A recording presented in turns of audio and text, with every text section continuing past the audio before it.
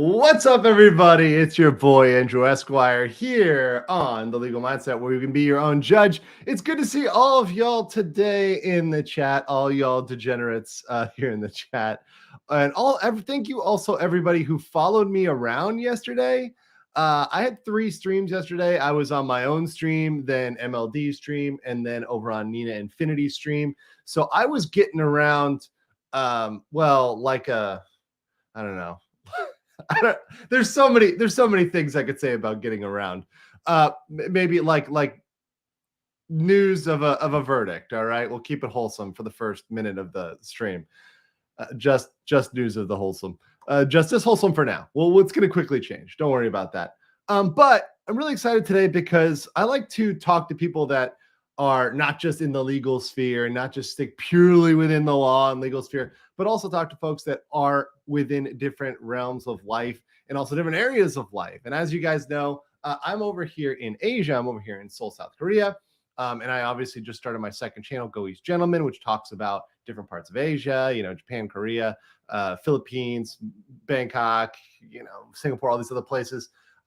So I want to talk with someone that not only has been over here living in Asia for a while, but also does comics, because I also have my comic that I put out, the LawTube parody waifu comics. And thank you, Patrick, for saying bye waifus. Here's my 11-month chat. So I said, you know what? Let's put them both together. Let's have a great conversation talking about Asia, talking about comics, also talking about making good female characters, because I love that as a problem in society, because I think our lack of female characters in media, whether it's comics, TV, movies, everything else, I think that's one of the things that is contributing to misperceptions, which often are then encased in politics and encased in law, right? Law is the last place they end up, but they work their way through culture, works their way through culture, politics, law. Boom, that's how it works out. So yeah, we're going to have a good conversation today. So welcome to the chat, Renie Draws. Thank you for joining me, Renie. Hello, thanks for having me. What's up? Good. You have way more energy than I have right now. I'm like, okay, give me 30 minutes. Give me 30 minutes to be on that level, and I will be like, but not exactly right now.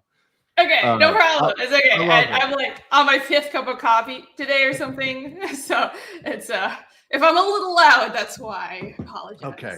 Good. That's all right. That's all right.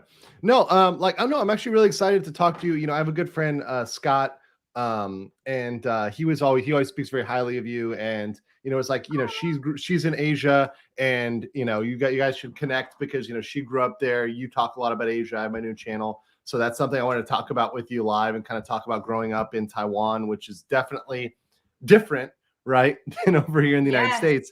And then talk about comics, what you've seen like in your history going through comics, and then we'll talk about women at the end. But first, let's talk about you, because one thing I found out about you, which was really interesting. So I'm from Florida, and we have this border with Georgia, and I used to go up to quite often, especially when I was in UF.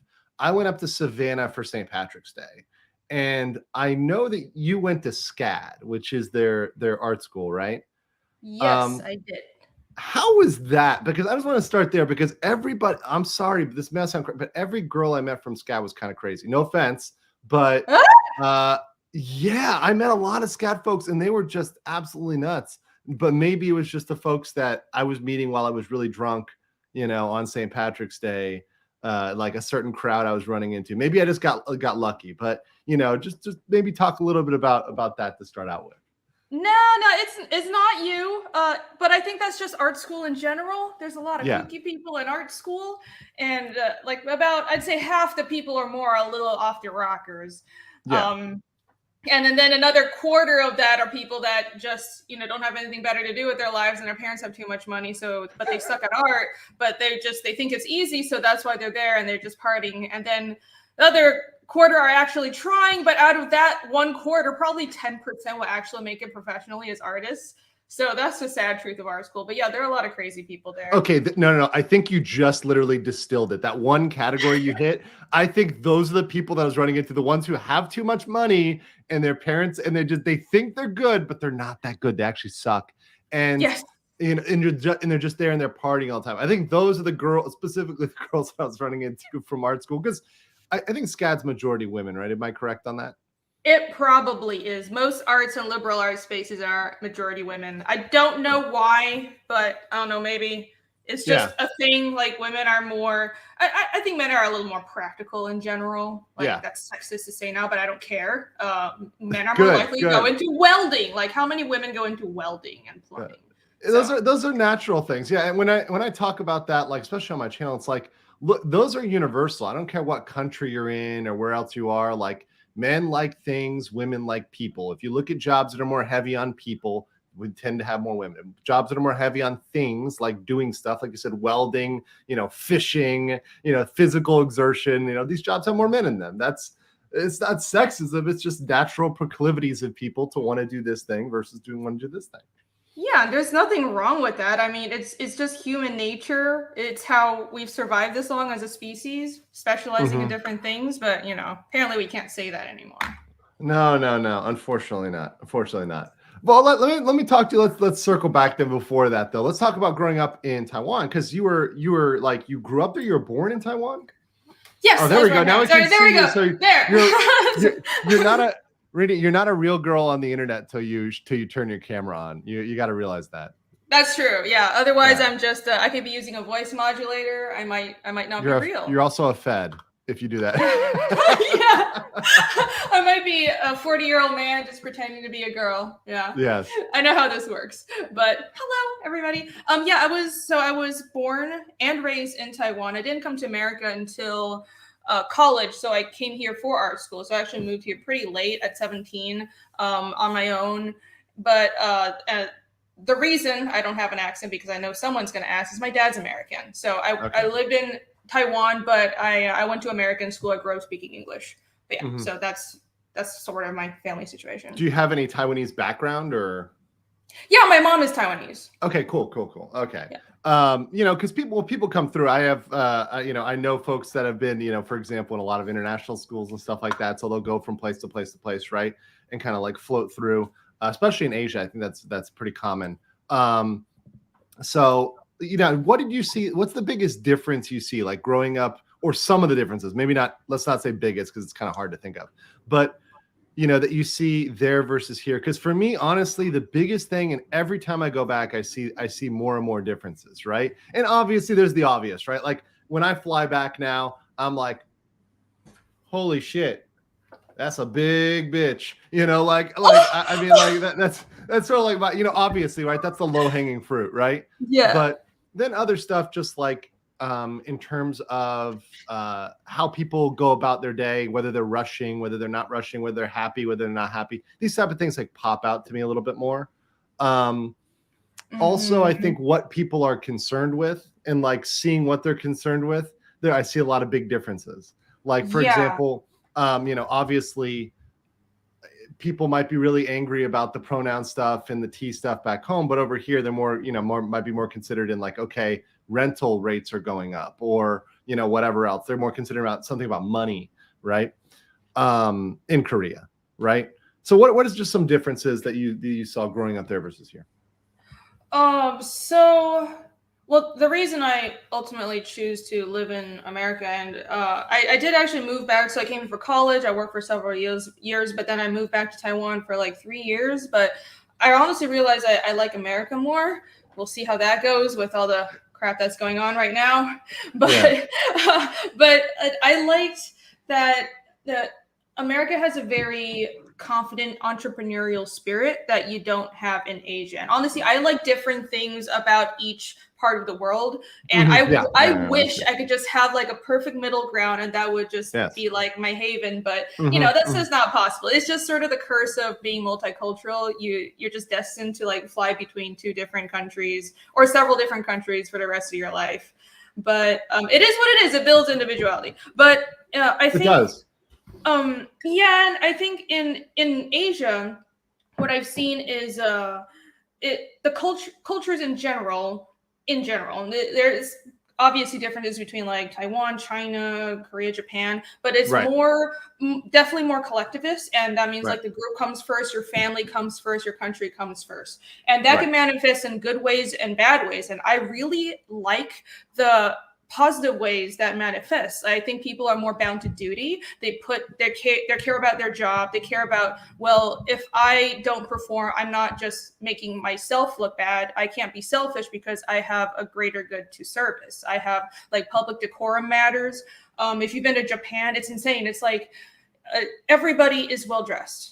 You don't have people going out in yoga pants. And Taiwan is a little different, but in general, people like to be well dressed. Like in the countryside, there's a joke like Taiwan has a lot of like we like to joke about being bumpkins. We're like an island country, so it's like, oh, the farmer bumpkins wearing flip flops. Everyone, it's like a weird mix of if Thailand and Japan had a baby, it's Taiwan. It's very Thailand and Japan. Yeah. Yes. Well, actually, I can get down with that. I spent a lot of time in both of those countries, so I can be down with that. I see it though, because obviously Thailand, you're rocking shorts in a dry fit t-shirt because it's hot, and in Taiwan, you know, to be clear, and correct me if I'm wrong with this. Remember, I heard it gets pretty hot. It's more of a tropical climate than Japan or Korea, right? Oh yeah, yeah. It's like.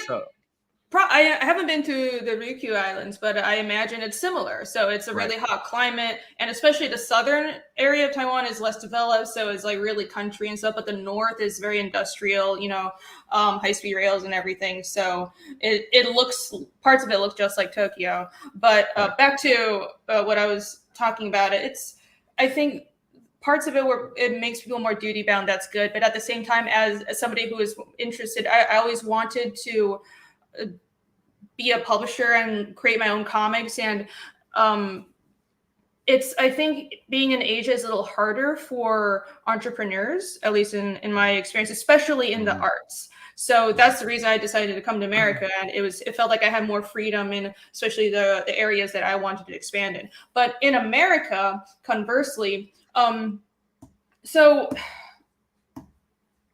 it's like where to start if you're going problems in the US. Like where to start? It's like, you know, because it's like, okay, we're you know, because this channel, you know, we talk about, you know, people being the woke issues, the politics, the unhappiness, the other. I mean, you can get into manifest issues like, for example, you know, just in terms of like the lack of caring about the team ends up leading to problems, right? Because like I agree with you. I actually agree with you. There's this spectrum, right, of collectivism and individuality. And there's some things about collectivism that are very good. And like to just reinforce that point real quick before you move over to America, like I do really appreciate that they think about the society more, they think about the team more, they think about the family more. And by the way, not just the nuclear family, but the general family, right? So, you know, beyond that. And I think that's important because I was interviewing someone from my other channel. He's a German who moved to Indonesia. He's married Catholic.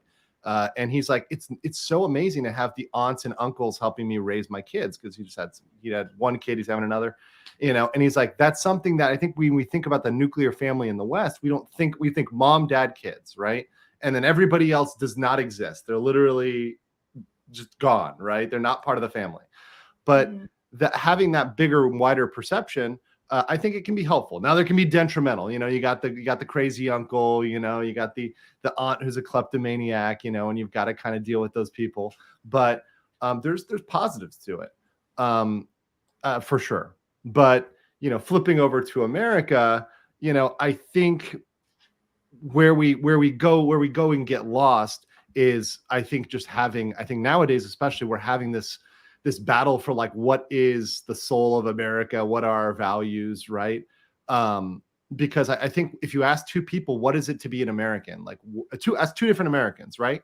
Let's say one of them's politically left and one is politically right. And you ask them, what is it to be an American? It would be very hard for them to tell you what that means culturally, right? Or what shared values we have, I think. I mean, coming from the outside, I hear so many Americans sort of play down, because America is a country of almost everybody has immigrant ancestors. So a lot of people don't see American culture, but also a part of it is American culture permeates the whole world. But coming from the outside, having grown up overseas, there absolutely is American culture. And that's part of why I hate this woke stuff so much, because I see it tearing down what I loved about America. American culture is, again, like it's a very confident culture. If you go overseas, like I remember being anywhere I go, you'll spot the Americans. It's not just because they're always loud, but the way they walk, the way they act is different. Like we know we're a superpower, and I think that's kind of cool. It's like there's a confidence, there's a swag to it, but it's also, of course, some of that can turn into hubris. But at the same time, I think it's a country that encourages leadership and entrepreneurship and individualism. But it used to be balanced with the sort of sense of duty to the American ideal, that we care about freedom and we care about being able to not caring about what someone's background is, like the ability to separate yourself from the circumstances of your birth. I think that's very American. And even in a lot of other parts of the world, even in first world countries, almost everywhere else, I think that's not necessarily true. And I think that specifically is very American, because in Asia, like you're not separating yourself from the circumstances of your birth. Like you might be able to find success, like education is really big in Asia. So you go, you like get a good education, get a job. You can succeed, but you still are what you are, and people just view that way. But in America, we're completely against that. So that's America. But woke culture wants people to always be seen as, this is your race, this is your sexuality, this is your gender, and that you're nothing but that. And that's what I think. It's a corruption that I don't know where it came from. I mean, kind of know. I've read like Frankfurt School, but also this is clearly. Yeah. This is clearly a cultural revolution, but repackaged for American sensibilities. It's so obvious if you studied history. But anyways, it's but I think that's outside corruption. Let me just point across the bay over here from where it came from. Like it's like literally, and by the way, like I mean, Taiwan knows, like, and definitely over here in Korea and Thailand, Korea, Japan, we all know. And I say it, by the way, on my Go East channel, like they make no. I mean, when I moved into my apartment, Renie, they asked me what nationality I was, and they can deny you for that. There's no protection. This isn't the fucking America. They can be like, we don't like your race, and you are out. And it's probably and when I talked about realtor, he's like, it's to ask if you're Chinese, and I'm like, I'm not Chinese. Right? It's like I'm American and a lawyer, and they're like, oh yeah, sold. Like it's not an issue, but like that's not a thing. And some people get shocked by that. I'm like, wait, they can do that? I get routinely, well, not routinely, but there are places I can't go because I'm a foreigner, right? Because there's certain clubs that there's like, all right, we're going to keep it Koreans only, right? Over in Japan, there's rental apartments you cannot rent if you're a foreigner. They ask you for additional stuff, and sometimes it's a subtle way. It's like they're asking you for a document that you really wouldn't have unless you're local, right? They're asking for information you really wouldn't have unless you're local, right? So they're adding those extra steps that it's really difficult for foreigners at a bare minimum. That's the soft way. They may just tell you we don't accept foreigners. But for me, I just adopt the mindset of, okay, that's fine. I don't get mad about it at all. I'm like, there's a place right across the street that's open. I just go there and give them my business and my money, right? You don't want my money, that's fine. I'm going to spend a lot of money over there, and that business is going to be enriched by my, resources. So I just have a let it roll off the back. But you're absolutely right about everything you said, all the cons about Asia. And I think as much as I advocate that, and actually, my second channel, I advocate guys coming over here, but I give them those realistic things. I say, look, if you're coming over here, and you experience something like that, don't let it sweat you. You can't let that bother you. You can't get upset. This is in the United States. You got to keep walking and keep going, because there always is that identity issue. And there always is an us versus them. And even you understand this, like with most countries here, it doesn't matter even if you're, we'll say, ethnically similar, right? So let's say you're Japanese and you're in Taiwan, and most of us Americans, frankly, to be honest, can't tell a Japanese person from a Taiwanese person, probably, or a Korean or whatever else. They just can't tell. They're like, oh, it's slanty-eyed, whatever. We're gonna go in here, but yet they can, and they know, and they make those distinctions, and they're very, very, very important. They're extremely important. They are. Confuse a Korean and a Japanese person, and there may be in the next World War. My gosh, that so there's a lot to actually legit hate about woke culture, but part of it that I find funny is how they just group people that have nothing to do with each other together. Like I think they try to LGBT grouping, for example, it keeps on adding on LGBTQIA plus whatever. But now then you have a distinction between lesbians and gay people who are against how far trans culture has gone, especially towards how it's pushing on kids and all this stuff. I'm not going to get too into that. Okay. But that's on another hand, on another side of that, on the flip side, they group people's ethnicities together like AAPI. I'm sure you've heard of that. Yeah, Asian, was it Asian American Pacific Islander? And it's right. like, and the debate with that is like wild. It's like, okay, well, what about, like, for example, what about India, right? Like most people, by the way, to me, India is its own thing, right? India is India. It's a subcontinent for a reason, right? Like, is that part of it, right? But then look at the Pacific cultures. They're so wildly different. The Polynesian cultures are so wildly different.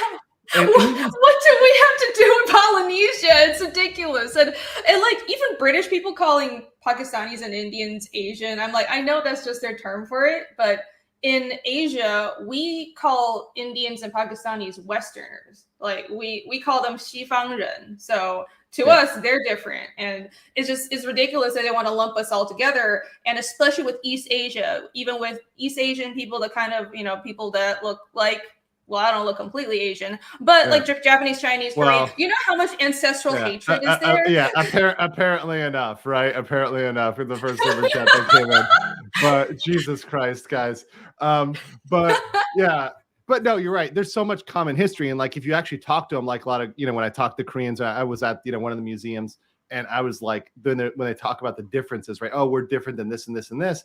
But it's like, okay, but you're the product of Chinese migration, Mongols, right? And then extra trade that was going through here. And that's what makes up the ethnicity. And they're like, yes, but you don't say that, right? You're not like, and then, obviously the Japanese were here for a while. There's a little bit intermixing there. So like, you don't talk about that, but it's obviously true, right? Yeah. But the culture over the last 1,000 years has divided those. So despite whatever, shared genetics they have, they view themselves as very, very, very much different. Mm-hmm. Yeah, and especially, the ancestral hatred goes back so far, but it's always been just a lot of crap. Everybody's fought each other so many times. China's tried to take over Vietnam a million times, and then after what happened in World War II with Japan, like everybody hates each other, especially Japan. But Taiwan doesn't. But that's because it was different with Taiwan. We were actually part of Japan. But the point is, I heard it's because I heard Taiwan. I think someone explained it to me, like, because they didn't do anything mean to Taiwan and they gave them a railroad, and they're like, so they like that. They're like, they had a pot. They're like, yeah, we got a railroad. We're pretty good. It was like, oh, yeah, it was not bad. So in Taiwan, we have a joke where if you look at our city planning, any city that's a grid is built by the Japanese, and any city that looks like somebody threw up spaghetti is built by the Chinese people.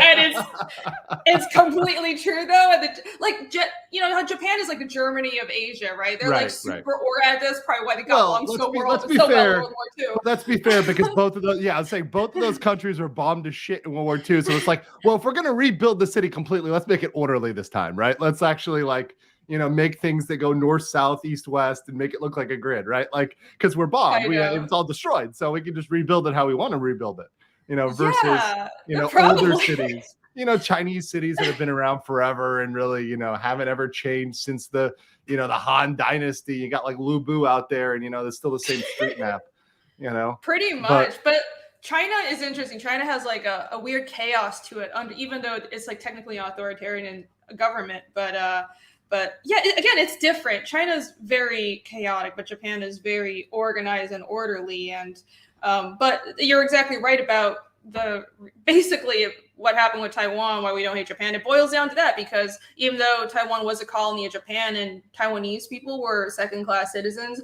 they didn't really do that much horrible stuff to Taiwan, except for the Aborigines. They did massacre a few Aborigine groups, so that was not cool.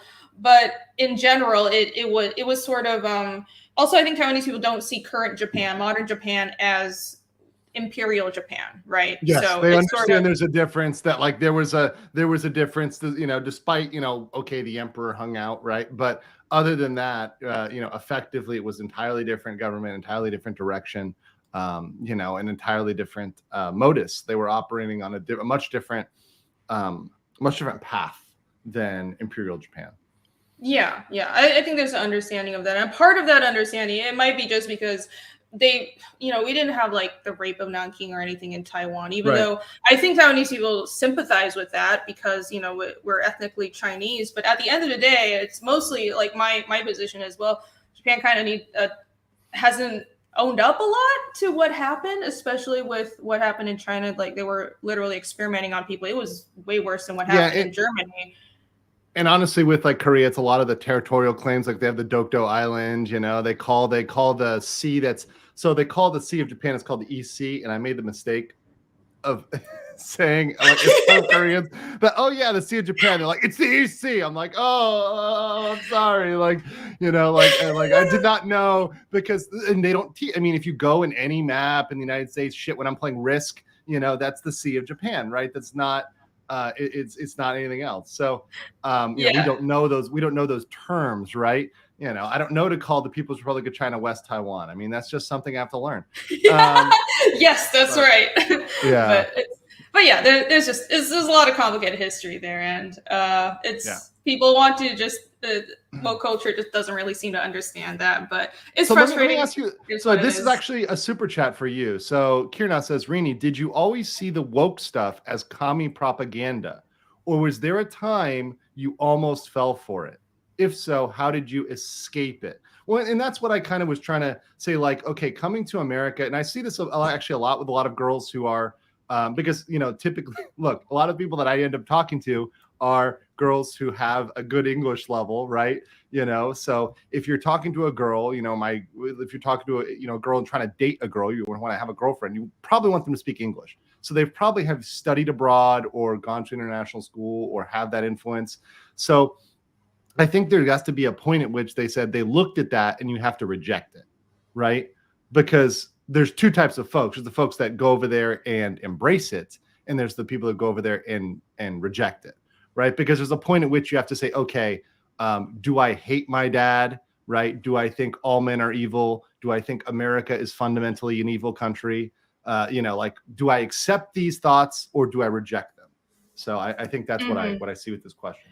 Yeah, I have, and I have seen people I grew up with, like Taiwanese born and raised, and they moved to America and they took the opposite route I did. They embraced it. And it's kind of awkward seeing when it's like they're posting about woke issues, but they're saying it in Chinese. They're trying to like spread the good word of woke to like their Taiwanese friends and family. And everybody's like just questioning it in a really practical terms. And they're like, okay. And everybody's really polite because most, Taiwanese people are polite, but they kind of are just not having it in like a quiet way, and it's really awkward to see. And I love it. Oh, I actually those are my favorite moments are when people try, especially my favorite Renie, is when the woke white women, especially white women, they try to pull the same tactics that work for them. It always is. It worked for them in San Francisco, and they try to pull it here, and it doesn't work. And I love it. It's my favorite thing ever. And I just sit back and laugh. And they'll even sometimes look at me as if I'm going to bail them out, and I just grin and laugh because I will not. I am like, I'm the one like, I hope this bitch loses her visa. I hope she is deported. Like, please deport this woman. Like, please deport her. I don't want. If I walk into a restaurant and there's too many white women, it's like I'm uncomfortable, right? And it's just, even foreigners, I'm like, get me out of here. There's too many foreigners. I use the Korean word for foreigners with Weigugen. It's like gaijin, or I'm sure there's a word in Chinese for foreigners, right? Which, by the way, applies to all non-ethnic whatever that is, right? And so in Japan, gaijin includes Koreans and Chinese, right? So their word for foreigners excludes all other than ethnic Japanese. So I love it. I mean, I'm like, look, I can't deal with these foreigners right now. And it's like, Andrew, you're a foreigner. I'm like, yeah, but I want to be the only one. I want to be the only one in the room. So I'm like the token guy, and I'm like the good representation of a foreigner. Yeah, and I think there are different types of foreigners. You have the foreigner that comes to another country and really appreciates it and doesn't want to start trouble. Like they know they're different, but they're not trying to bring over some foreign ideology and change it. But what the really woke foreigners do, it really is. It's called a weird sense of cultural imperialism because they say they're against that, but that's exactly what they do when they try to go around and scream about everything is offensive, especially in Asia where nobody's going to have that stuff. No. So. Yeah, nobody tolerates that. And that's the things I like, right? Because there's the pros and the cons, right? That's the thing I like is people aren't going to tolerate it, whether they'll just be polite and just ignore it, right? And just be polite, save them face, which is a big concept, right? Of saving people face, right? So they'll save them face, they won't embarrass them, but they'll just be like, oh, that's very nice. Okay, get out of here, right? And they'll just yeah, go, get out of here, right? Or they'll just directly confront them, which either way it's glorious. But I do agree with you, like because I really think about that. I started my kind of working for myself in the entrepreneurship. I think I have that because I'm an American. And I think because I brought that entrepreneurship abroad, because I took my Americanness and exported it, it works out very well for me being over here. And I don't work in Asian work culture because I would hate it. Right. Yes. I cannot work in Asian work culture. I do not believe in working 80 hours for the team. I do not believe in being on the same rank as somebody purely based on time and not based on merit or skill. That's bullshit. Don't agree with that. But as an entrepreneur, somebody works for themselves and doesn't really work for anybody else, it's fantastic because I get the benefits of a safe society, a healthy society, low costs, great food, polite people, fantastic service without tip, and not having to do that. So it's like when you travel, when you go places, you understand there's the pro cons. But my thing is, I think there's ways to mitigate the cons and accentuate the pros if you know what they are. Mm-hmm. Yeah, I do definitely agree with that. I think, I don't know. I think if I move back to town, I could make it work. I just choose to, be in America now. But we'll see how that goes in the next few years.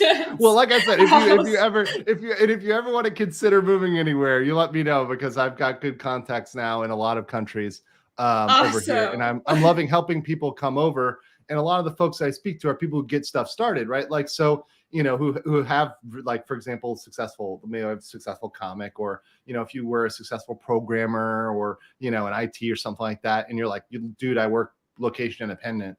As long as I've got an internet connection, I can work. I'm like, well, then come work here. Cause the negatives are not going to really affect you. And a lot of them don't really apply to foreigners as well. So like they won't hold you to that same standard. So like for example, some of the requirements even in Japan, right? When they had the mask requirement, it was never a requirement, it was a recommendation, right? And while somebody who's Japanese might feel the shame of being the only one in the group who's not doing it, me and my foreign friends were sitting there on the train just maskless. Nobody gives a shit because we're foreigners. They're like, we don't expect the foreigners to follow the rule. Maybe occasionally someone might look and they'd be surprised, but they're not going to say anything or do anything. There's no consequences to that. So it was fantastic. Let me ask you one thing though, going to Taiwan. So what would you recommend? Because I'm selfishly, I want to go there this year. It's actually on my list, my very short list to go, maybe even a long weekend. What are some must-do things when you could visit Taiwan? Well, it depends on what you like, because people have different preferences. Of course, if you just like partying and you like the city life, then Taipei is perfect, but also Kaohsiung and Taichung and Tainan are pretty good, especially Kaohsiung and Taipei, because those are the major cities. Those are the two cities with the big international airport. So it's really easy to find. Sure.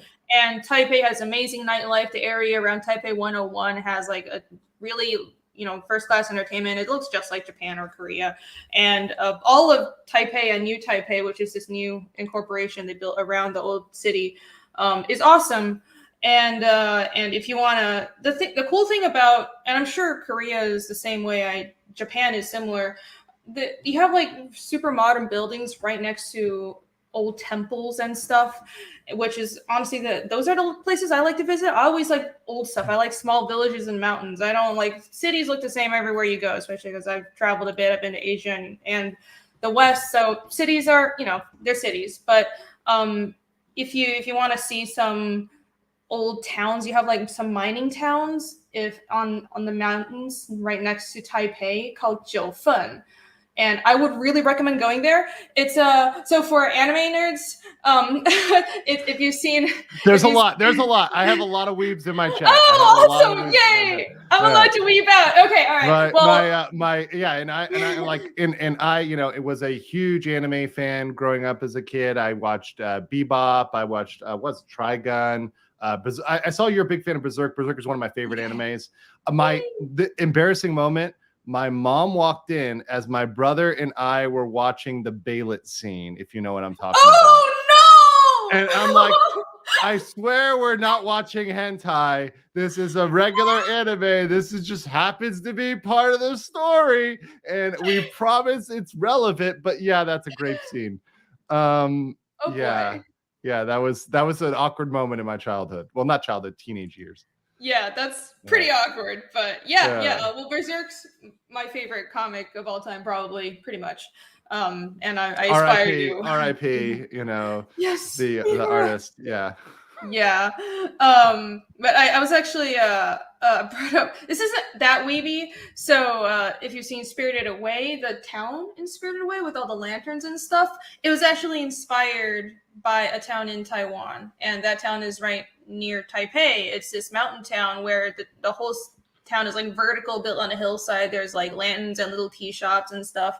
And because Miyazaki said that he was inspired by this town, now it's just like chock full of Totoros and Spirited Away figurines, and they milk it. There's so many tourists there. Every time I go there, they're gonna milk it. Of course, they milk it. And every time I go there, I don't hear any Chinese. Everybody's speaking Japanese or Korean. It's hilarious, but it's really cute, and there's a lot of tourists if you go like on the weekend, so you probably want to go when there's not, a million people there. Well, that's my advantage is I don't have that type of job where I'm like 9 to 5. I can be like, oh yeah, I'm going to Taiwan on a Tuesday, and I can go if I want to. And it's not that far of a flight from Korea. It's like I think 2 hours or something. It's not far past Jeju. So I don't, maybe 2.5. So not that bad at all. Probably, yeah. Oh, by the way, thank you. $50 super sticker. Thank you, Leprechaun Gold. Dung is Fun says, I bet you had a hard time keeping your hands above your belt watching anime. Yeah, and honestly, like 2D is for entertainment, not that type of entertainment. And then of course people simping here. Sorry, Renie. You got your full screen request here already. Early in the chat. But thank you guys for this. Thank you for the $50 super sticker as well. Appreciate y'all supporting me. That's how channels like mine do well, is by you guys supporting. And also, real quick plug, if you like drawn stuff, since we're talking about comics, I have both of her links in the description. You can get those, and Danielle is putting those in the chat here for her comic and her comics. Obviously, you can check out Renie Draws here, and then you can check out her Fiendish comic, which I guess is your current comic project right here. Yeah, well, it's my main comic project. It's a long form story, so this is at least the next 10 years of my life. I'm a crazy person. Everybody tells you don't do a long form story, especially starting out. Well, I'm not really starting out, and I love long form fantasy. I want to create something like Berserk, and I think there's not enough high commitment, especially fantasy comics in America, because the publishers have sort of been training artists to do miniseries and short pitches. And I think that disincentivizes a certain kind of storytelling. And I want to be able to tell a story where I build a whole world. I establish a lot of world building, and I really get into the character development. And that means the payoff is even greater because I've taken my time to set everything up. So that's why I decided to do a long form story. The whole thing is planned out. It's 9 books long, and with a bunch of like side stories I'm going to hire people for. But I'm on book 2 right now. That's what that big banner on the website is. That's a link to the crowdfunding campaign, which is also doing really, really well. So thank you. But if you guys want to find out more, you can go to the website. I have like either one of these, it'll click through, right? Either one of these will click through. You can go to here, either one of the links. But yeah, try this link that's in the description, guys, so you can have that right there. And I always say, dude, I really appreciate people who are creating content, because I think there's a lot of, and this is why I like talking with you and Scott. And I'm gonna probably have Joe Ball on next week. Because I love talking about people that are creating, that are not just bitching about it, because we can all bitch about like the woke comics and woke Marvel and woke all this and woke DC, but people really need to go out there and support people creating good stuff, because if it incentivizes the creation and the writing of good stories versus crappy stories, right? I think so. Yeah. You know, Well, I know, I mean, otherwise people aren't going to do it. You know, I believe in capitalism, and I believe, you know, if someone's creating something of value, they should get value back, you know, by people supporting them, buying them, backing them. And I think if they are well supported, they're going to keep making good stuff, right? absolutely. And I'm not too critical of people who are just critiquing the culture, because not everybody's a creative, but I think it's important to support people who are trying to make something new, and not just for, like, on my channel on I promote indie books, and I try to give everybody a chance, even if it's their first book, even if they haven't worked in the mainstream. I think fostering talent is something that we need to do independently of the mainstream, because essentially what those of us like myself and a bunch of other indie comic artists that are really critical of what the mainstream is doing, and we're kind of this in between comics and the culture war. You know, Comicsgate is the general term. It's essentially become a parallel industry, and I think that's true for a lot of other sectors as well. But comic is unique because we can make a product on our own really easily. It's not making a game, it's not making a TV show.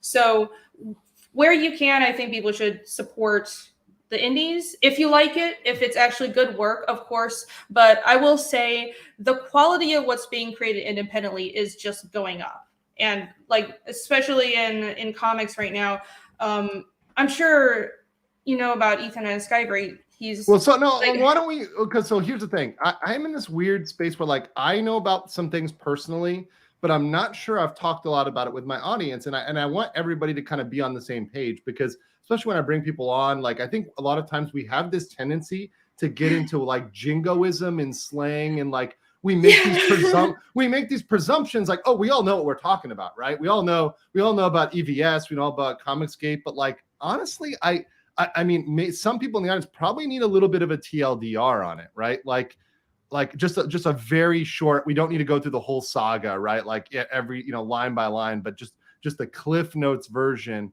of like what went down, how that happened, you know, and really the tension in the comics industry that has been kind of building over years and fermented, and I think came to a head with Comicsgate. I might think say. so. So Yeah. maybe you can just give us a little summary. I think a lot of people would appreciate that. Sure. Yeah. Well, I don't know if I'm like a best spokesperson for it, because I haven't been around for the whole thing, but I have been. But I think that makes you a very good person, because you're not personally invested in it, right? So if I ask Now I Ethan, am. well, now you are, but I'm saying, like, Ethan has a very personal story because he is Comicsgate, right? So like, Yeah. his perception is from inside versus you, who's kind of outside, but now you've integrated with the folks who are associated with it, but you weren't living those events necessarily, and everything wasn't, a lot of the hate wasn't directed at you specifically. Well, I did still get blacklisted from Marvel when I started streaming with Ethan, and I decided to not give a shit. But yeah, you're right. I wasn't around at the inception, which I think it was a 2016 election that made everybody just lose their damn minds, and that spilled over into comics. So, long story short, TLDR, what happened with in comics is it's been slowly just getting like it frogs in a boiling pot. You know what I mean? It's the woke stuff that was slowly creeping into comics more and more. And it started with this really radical sense of feminism. I remember around like 2015 or 16, it wasn't trans right. It wasn't so much the BLM stuff. It was some of that, but mostly it was everybody cared so much about women all of a sudden. Oh my God, women have never had any power, and like feminism, pink hats, all that shit. And that was spilling over into comics. And essentially what happened in comics is a bunch of these 20-something chicks came in and got jobs as assistant editors, and were saying, well, comics are so offensive. It's women in comics aren't represented. Why aren't you making stuff that appeals to us? And they started changing things from the inside. There were some, mostly writers. There were writers and editors who essentially almost, this sounds insane, but guilted their way into a job that they were saying, well, you aren't diverse enough. Your company is sexist. You have to hire us. And they got in, and then they started guilting people into changing the stories by calling everything sexist and racist. And the people who pushed back against that, people like Ethan Van Skyver, people like John Malin, they're both Comicsgate now, and slowly more and more creators, they were blacklisted. They were called racist. Some of them were, it wasn't just that, but there's like a whole YouTube side of it as well. But at the same time that this was happening at Marvel internally, like artists and creatives like Ethan and John who disagree with that were getting blacklisted and being called Nazis for voting for Trump. Because mostly it was right-wingers who saw it first. And I think now like more normal liberals are seeing it. But at first it was like the Republicans who were like, y'all crazy. But at the same time, there were fans who were critiquing the books that Marvel and DC were putting out. They were saying this is woke, this is why it's bad, and they were being attacked and called racist, just like the pros who were doing the same thing. So and it got really bad. It got to the point where it like people were they said that there's this narrative that Comicsgate where it was a bunch of pros who hated women and then they harassed and sent women death threats. Except it was I haven't seen proof of that. I've seen proof. Yeah. Of Ethan getting doxxed. He did a signing somewhere and somebody went and smashed up this shop he was going to do a signing at. Yeah. I know some of the critics who were criticizing woke books had their children doxxed. They had death threats at cons. Creatives at Marvel and DC were following these critics around just for calling out comics for being propaganda, essentially. And so long story short, this went on. It was insane for a while. I think it's like calmed down a bit, but I think it's because normal people, it's just gotten so bad. And also Marvel and DC have lost so much money. They're losing power. But at the height of it, everybody who was against woke culture in comics broke off and did their own thing. And it's become a parallel economy, more or less. And most of it, it's mainly fueled by crowdfunding, because that's the only way you can create a product if you don't have investment capital. And that's what everybody does here in Comicsgate. We crowdfund books and we advertise it by streaming on YouTube. And it's all about being independent and building your own business. It's not like Comicsgate is a publisher. We're all independent publishers. I have my own publishing house. It's called Hellion Arts. And I don't plan on publishing with anybody else.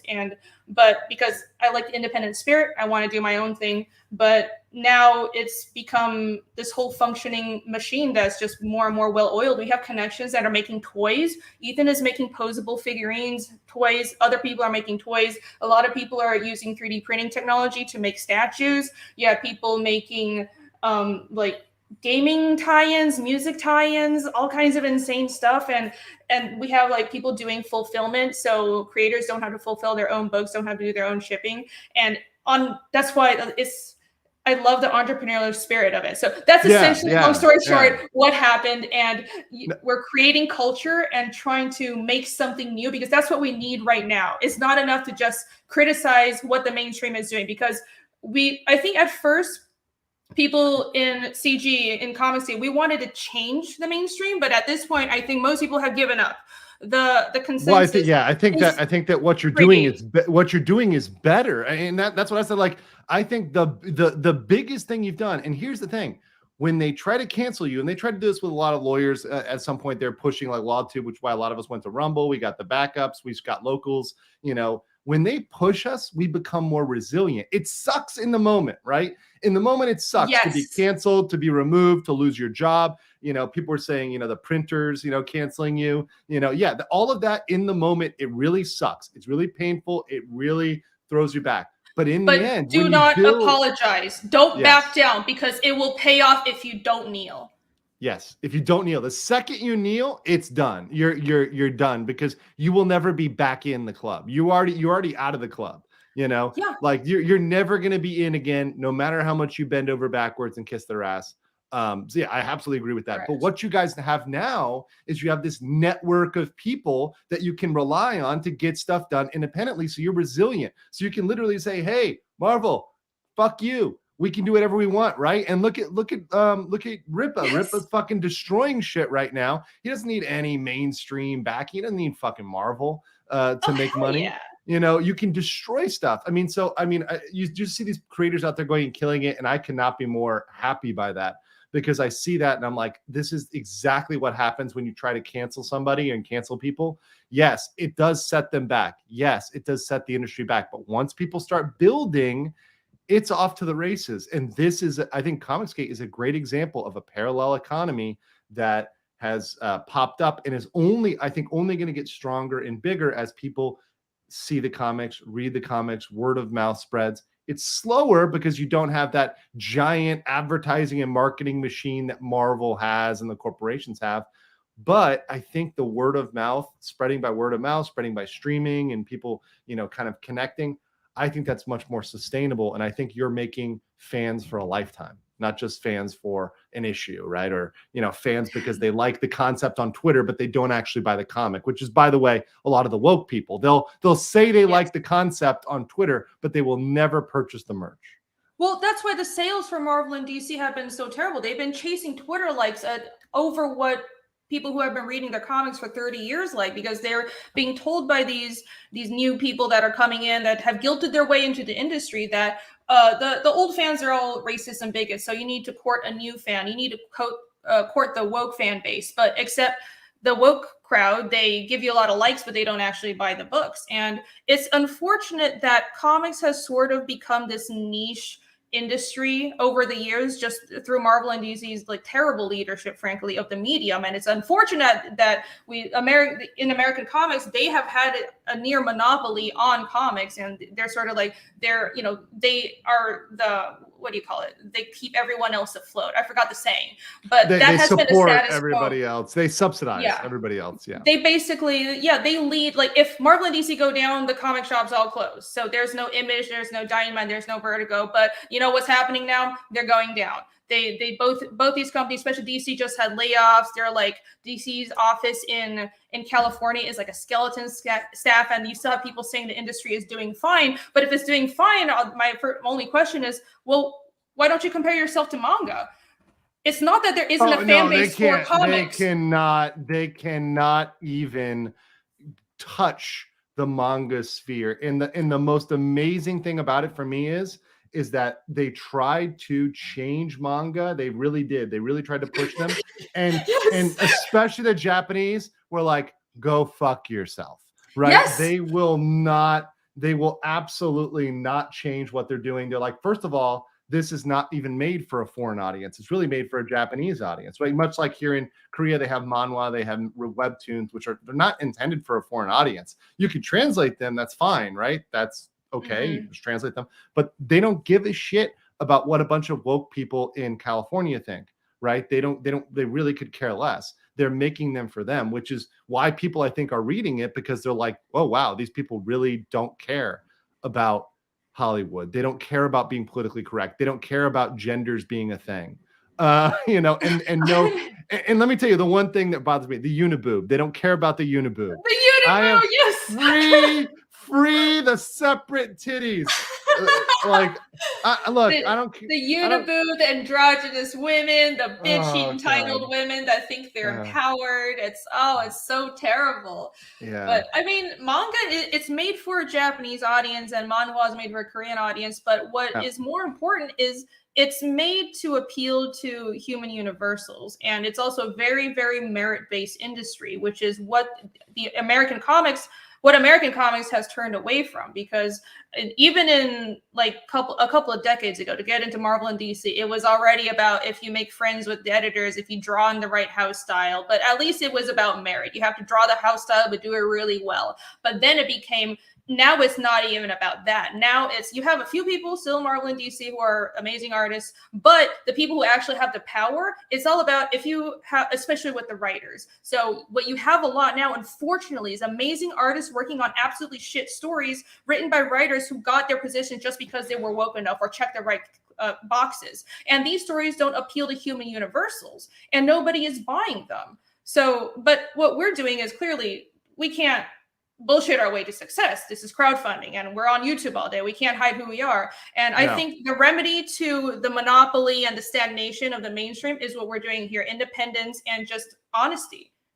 Yeah, being completely honest. And I like just being like, I mean, like Ethan and everybody else being like, we like titties. I'm like, I like titties, because it's like honest. And it's like, and guess what? Girls like titties too. It's like, that's the thing too. It's like, stop lying. Like everybody likes titties. And so drawing your comic book characters with good titties is nice, right? Like there's no problem with that. Absolutely. Like, what is this bullshit that tits and beautiful women are misogynist? I think so.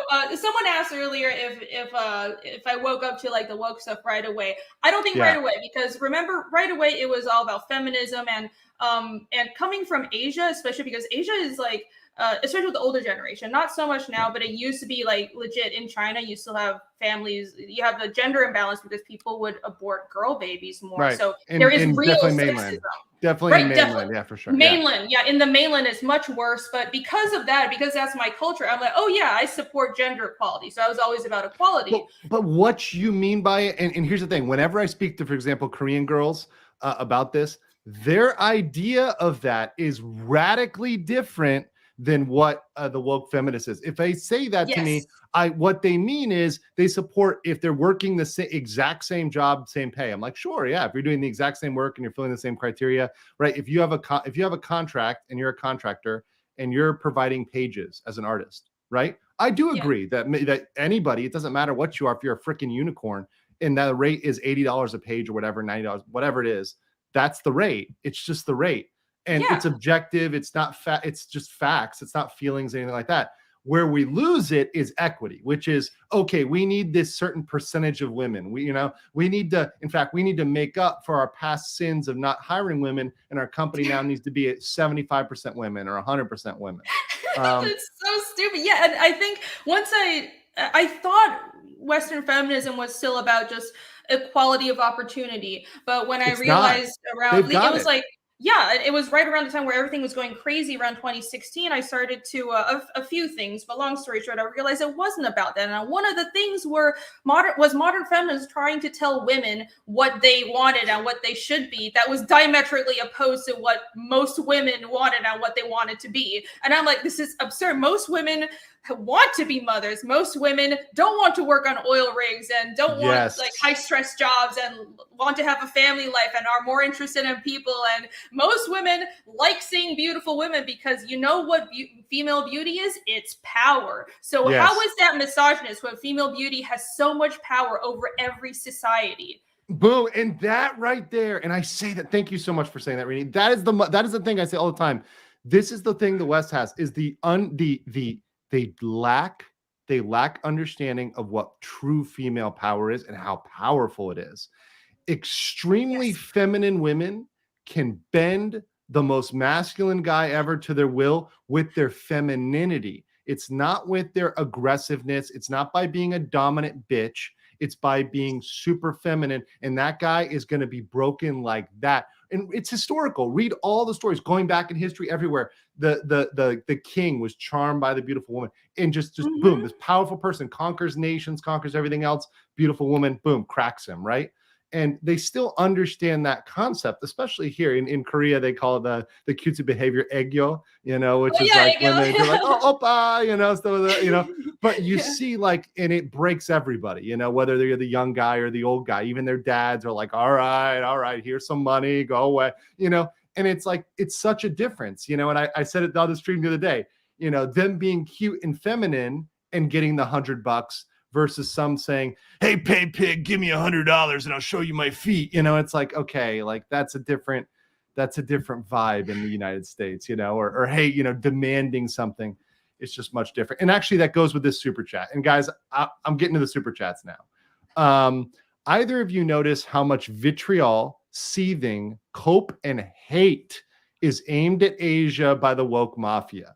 They're trying to infiltrate their culture and politics for a decade and push their woke and culty stuff and failing hard. I actually talked about this on my other channel, Go East. I have a video I recorded. I've seen a lot of articles lately where they're trying to say that like feminism has taken over all of these, East Asian countries. And look, there's feminists here like there are in any country. Every country has some feminists there, right? But there's especially, for example, in Korea, they're a small minority. They are not the majority of women are not hardcore feminists who are, saying we're done with men. We're checking out of society. The majority of people like men. They like their parents. By the way, they have dads in their families, right? They're the majority of them. Yeah, they're shockingly, they have families, right? These are regular, normal girls. They're not crazy feminists. So I see that a lot. But I want to get your perspective on that because you kind of we're here and then you're there. So you maybe have a different perspective than I do. Well, I think things change so quickly, and you're currently in Asia. I haven't been. I've been trapped here since COVID started. I usually go home every year, but I did live there for like 3 years, around like 2016 to 18-ish. Yeah, I moved back for a while. But and of course I still keep up with like, you know, Taiwanese culture, my family there. But I think the woke crowd definitely is targeting Asia. They absolutely despise that. Do you remember that? There's so many things I don't even know where to start. Do you remember the article I that can we're talk about talking this about? all day. That's why I have another channel. That's why I started another channel just to talk about Asia, because there's so much to talk about. But there was an article. Which article? Oh, it wasn't just one article, but they were starting to say that Asians, they aren't a minority anymore. We're not a minority. Asians are white people now, and they were starting. They've tried to do this a few groups, but this is still an ongoing thing where they don't want to treat Asians like a minority, because I think the issue is they want people that they can manipulate through a victim narrative, and Asians in particular don't have any of it. Even though a lot of Asians, I don't even know why in America they vote left, but I think most of them are old school liberals. But frankly, I know why. Because they're in California, and they're really, really, really propagandized by California. And I've dealt with this with folks that I know from America. The thing is, California, the West Coast, is very close to Asia, so the flight is much shorter. The communities are there; they're very well entrenched. So a lot of folks, if you're in LA and you're in San Francisco, that's going to get you. I like to say it's like Chernobyl, right? Like the radiation is going to get you. Like it does, though. It really does. Like if you live in these places, you start to think these things are normal. Like these extreme leftist things are normal. And they really believe. I had when I was in the US, I had a Chinese girlfriend, and she had a relative who was living in San Francisco. And when she said, "Oh, I'm going to Florida," he literally said this: "Do you want to die?" Like, he's like, people get shot there all the time. You're going to die. That's crazy. It's a red state. People there are insane. They're going to kill you for being Asian. Right? They're going to kill you for being Asian. And I'm like, have you checked the Asian violence statistics? It's all California and New York, and a little bit of Chicago too. But I mean, it's all the leftist states. It's not the Texas and Florida. I mean, yes, there's things that'll happen. People will make comments, but the violence, that's clearly happening in these big city urban zones. And actually, clearly, it's one race which we can't talk about against, bullying the Asians. And by the way, we can't say it. But, and by the way, everybody. Let me be clear. Everybody here knows what it is. Like if I talk to them, we can have that conversation like privately over here in another country, but we can't have that conversation certainly on YouTube, and we can't have that conversation. But that's the truth of how it is in America right now. And I think what it is they want to make them a minority when they can frame it as they're victims of white people and white people's sins. But as soon as it's anything comparative, particularly performance, done. Yes. I mean, Asian Americans as a group, we prove that you can come to America with nothing, be a minority, go through a lot of discrimination, because there were the internment camps, there was the Chinese exclusion act. It's not like Asian people haven't been through shit. It's just, I think Asian culture and compared to some other groups, it helps that Asian culture came to America still very intact, and that helps. I think it's important for people to know their heritage, and it provides a sense of security, because even though a lot of Asian Americans, they've historically been through shit, at the end of the day, the culture is about meritocracy, and education is so big. You get educated, you get a good job, and you don't shame your family. Those are the three things that you do, okay? And that's the formula for success in America, and Asians have proven that. We are the proof that there is no currently no systemic racism against minority. There used to be in the past, but right now, no matter where you come from, if you're smart, you have a little bit of luck does come into it. But if you keep your family together, keep your fathers in the home, get a good education, work hard, you will be successful. And they despise that Asians are the one minority, and that prove this, and also Indians, but I think there are more a lot of Middle Easterners as well. But Asians in particular are so successful. We disprove the woke narrative. It's gone to the point where the woke crowd supports affirmative action on the level of the whole the Yale colleges. Harvard. They support that. They support that keeping Asians out. Yes. Yeah, the Yale the SAT scandal where they were scoring.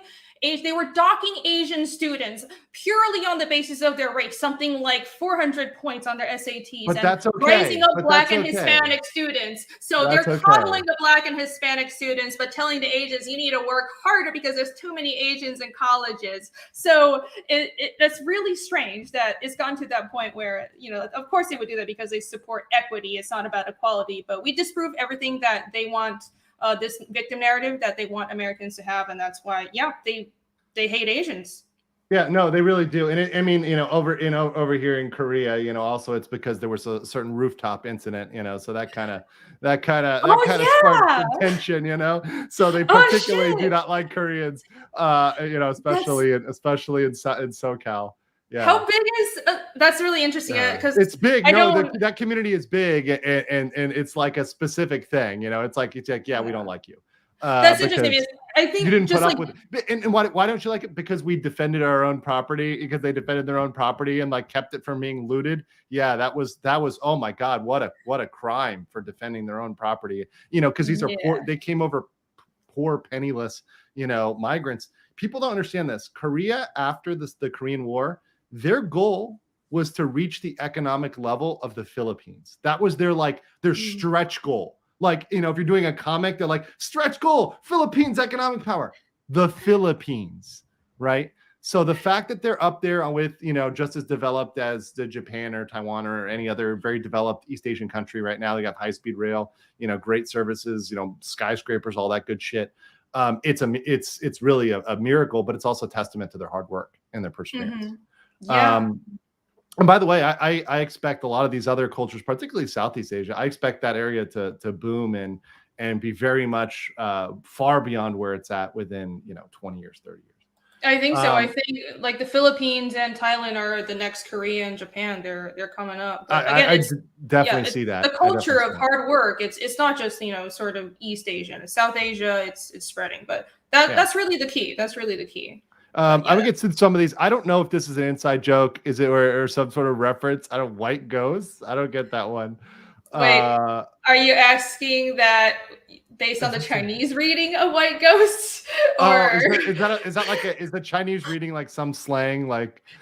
Yeah, it's sort of like a slang. It's terrible, but the racial slang, or it's kind of a slur, but in Asia people are really more politically correct, so nobody really cares. But it really is. For white people is white ghost, and for black people is black ghost.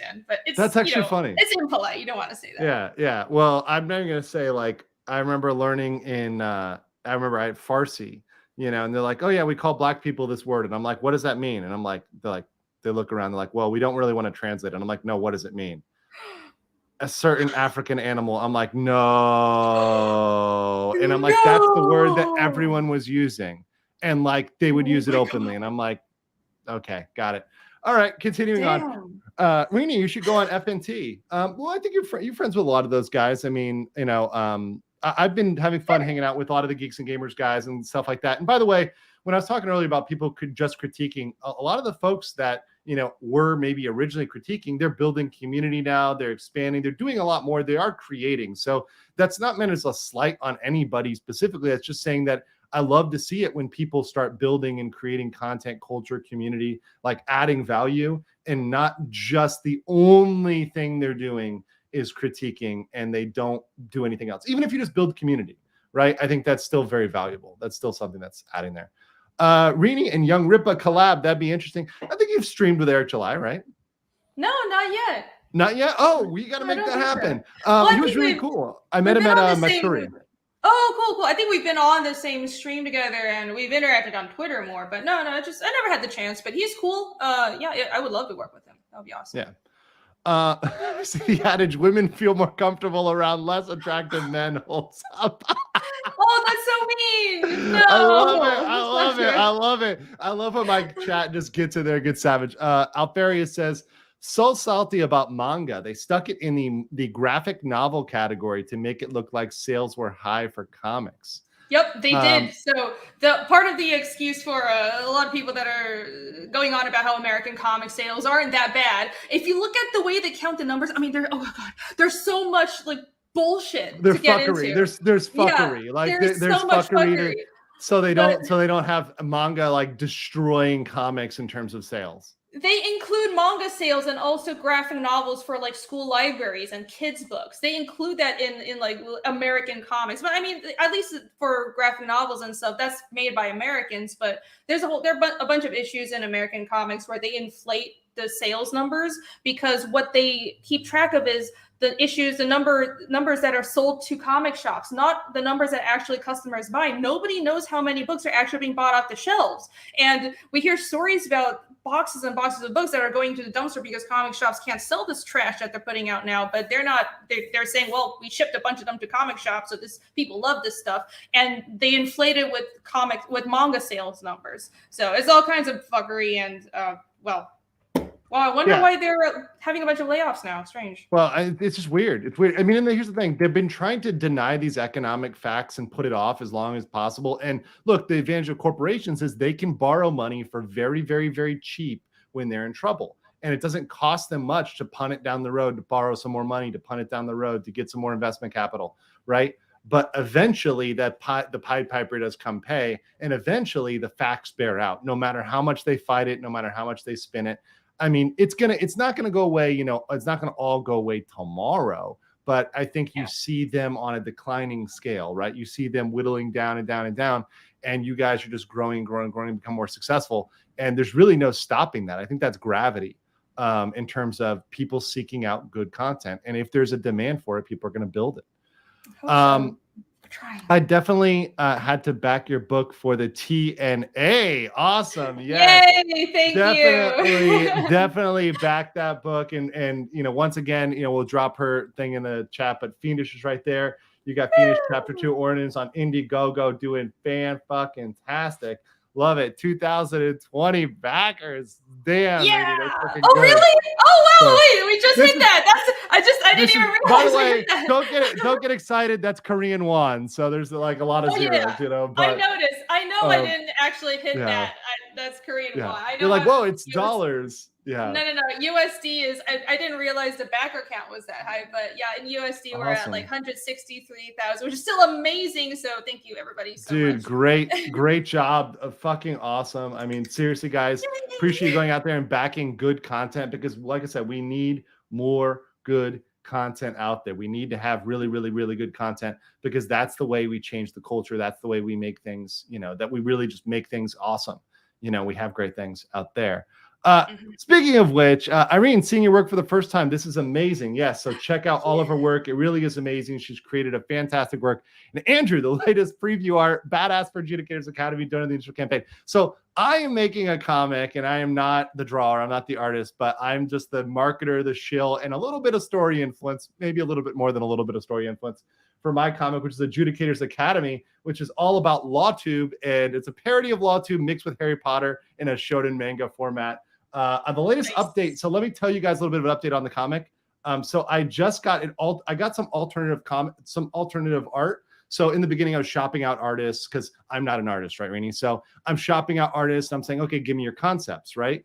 And one of the artists who was way too slow, so they wouldn't be able to produce the project, but they were a good artist, produced this alternative cover art, and I actually really like this alternative cover art. It's the three main protagonists, in the story. I know her nose isn't big enough to be a Nick parody, but I thought the art was really great. So what I'm going to do is, it's not part of any of the packages for this, but I'm going to include it for everybody. So everybody's going to get like the additional cover art and some of the alternative arts that were just alternative concepts that ended up not working out. I've already got them, so I'm going to send those out to everybody.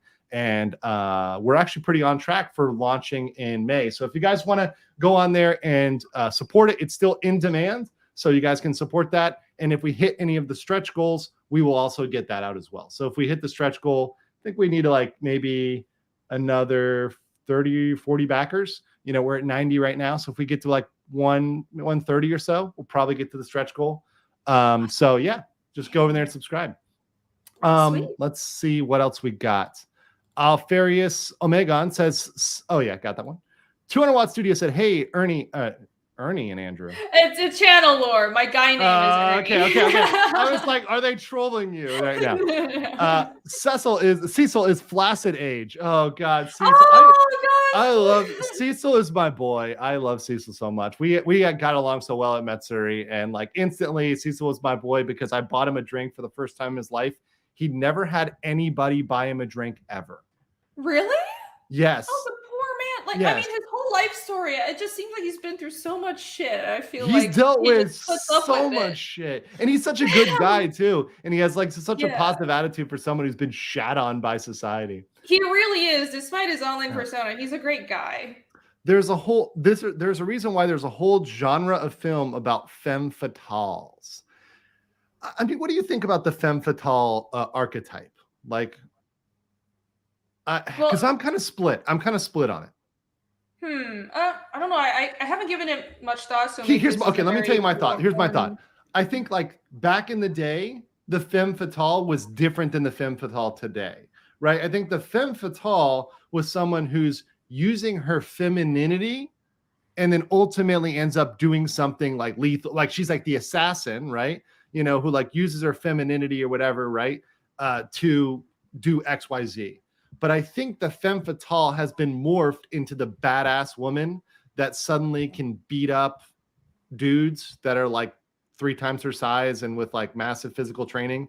And I think that's where I think it kind of leaped the shark, right? Like with the, you know, when you see the movies and, you know, it'll happen in comics. Now, granted, if it's like a superhero story and they've got some power, all right, whatever. But like in movies, for example, when it's like a girl who's like maybe your size, you know, and she's beating up a guy who's like, you know, bigger than me and like bulk.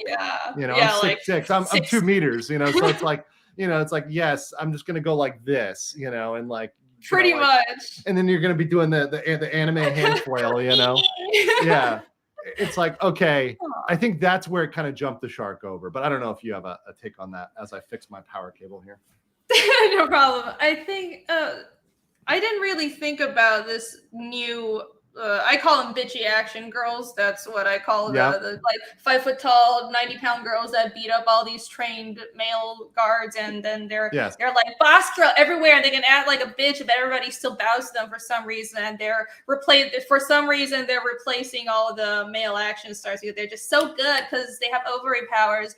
I don't really see that as femme fatales, but to me, the definition of femme fatale is a female character that uses her femininity and her feminine wiles and kind of gets it from the noir genre. I pretty strictly tie it to noir adjacent similar works like that, and they lead a male character through the story and incentivize the men around them to join the conflict. That's sort of what I see a femme fatale characters. And I think this chat came in when we were talking about the power of female beauty, and classic femme fatale characters are definitely a proof in media of that kind of power, and because that's real life.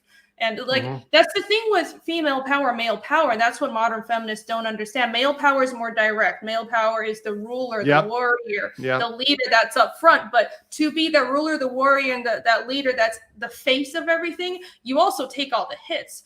And that's not what, in general, femininity does. Femininity has soft power from behind the scenes, but it's extremely powerful. One could also argue that male power everything that male power works for is to benefit its female counterparts, is to like, that's what the man who goes out and like just absolutely tortures himself at the day job. But why does he do that? Why does he want to be this high powered CEO? It's because he can get the girls, he can make his women happy, and he can give his money to his wife, and his wife cannot work and lounge at home all day and buy all the pretty things she wants. That's exactly what it is. That's who's more powerful in that situation? Yeah. The woman is way more powerful. Like, so wait, is it more powerful to have to do it all yourself, not do as good of a job, right? And be miserable and, you know, be depressed, be on antidepressants, be alone, right? Is that more powerful than literally having the power to bend a powerful man to your will, you know, be fully provided for, have everything there, have your family, have your legacy,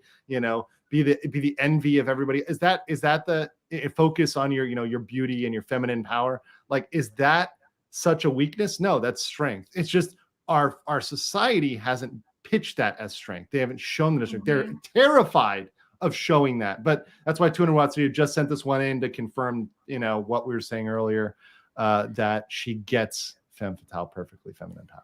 Yeah. Let's see what we have here. Elite Neo says $5. Andrew, you should go on Friday Night Tights as well. Time difference be damned. And Renie, some Chinese. 你真可爱，谢谢。 Okay. My Chinese, that, I can read Hangul, right? Because Hangul's pretty easy, right? And like Japanese, I know enough words to survive, right? But Chinese, no, I have not. People try to teach me. I'm like, no, sorry. I know Chinese is really complicated. So. I know some words, but they're not appropriate for YouTube. Afterwards I'll talk about it. But anyways, I'm happy to go on Friday Night Tights. Once again, I'm the type of guy, I don't know who you are with this, but I wait for people to invite me. I don't sit there and be like, hey, can I come on your show? Like, I'm not that guy. I'm like, if you want me to be on, you invite me, and there's an appropriate moment, something I'm covering. Yeah, let's go. Let's do it. Right. But I don't beg to be on shows. I just wait till people ask me. I definitely had to back your book. Oh, yeah, got that one. And then Torgo says, it's my favorite honky ghost legal mindset. Glad to see Renie on. She is cute as a button, but drawing, shouldn't she be building railroads? Terrible. Oh, great. Senor Spielbergo says, affirmative action is garbage. I'm Latino and I don't want to be hired just because of my race. I want to be hired because of my qualifications. And I sim for Renie. Yes. Hi, Renie. Yes, you've got the sip army here, but yeah, this is what I hear all the time. It takes away from the person because they now believe that they were hired solely based on their race and because they are weaker and lesser, and that if they were based on their qualifications, you wouldn't make it. Right? Absolutely, you don't make the qualifications, but we'll let you in because you're special, because of your brown powers. Right?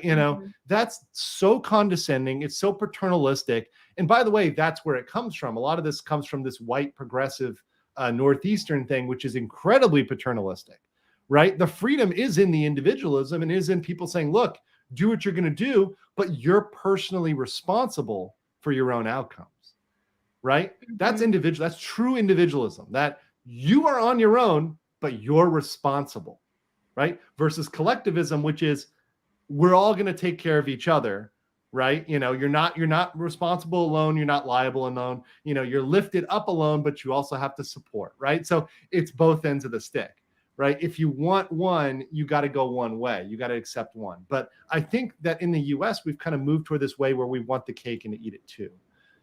They want collectivism, the benefits of collectivism and individualism at the same time.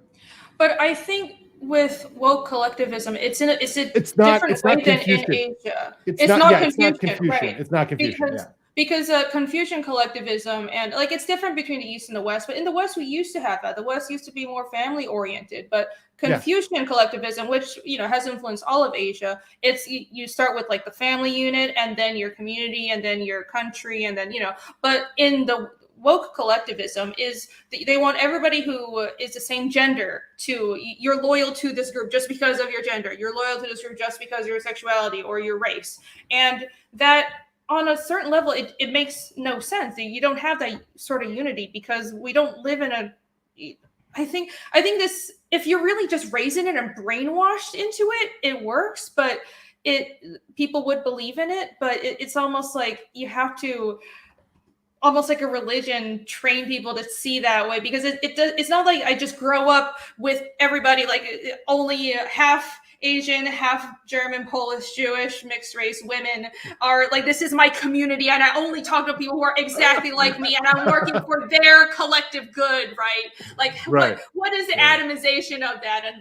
And it makes no sense. People don't function that way, but they want us to see it as of course it's Marxism, really. So your class, your victim class is your race or your gender, and that's their collectivism, and that's not that doesn't come from, that's not what they do in Asia. So I think it just really makes no sense.